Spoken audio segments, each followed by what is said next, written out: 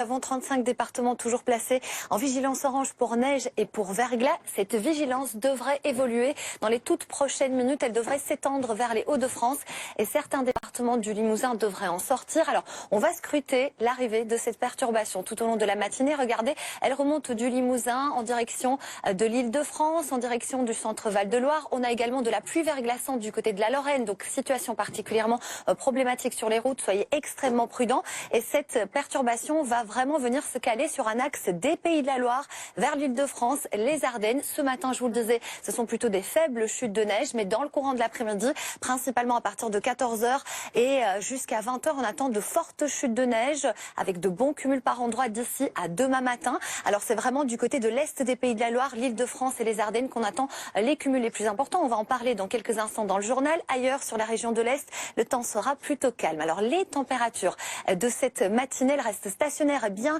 fraîches, notamment dans les régions du Sud. Moins 3 degrés à Aurillac, vous avez moins 1 degré à Clermont-Ferrand, à Grenoble, 1 degré à Paris ou encore jusqu'à 7 degrés sur la Côte d'Azur.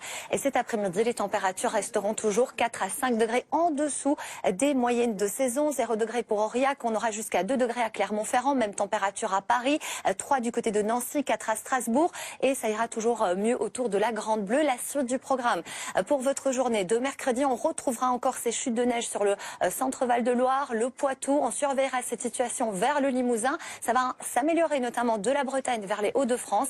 Et puis on retrouve un ciel bien dégagé sur le pourtour méditerranéen, mais ce sera au prix du vent, sous des températures qui resteront toujours très froides.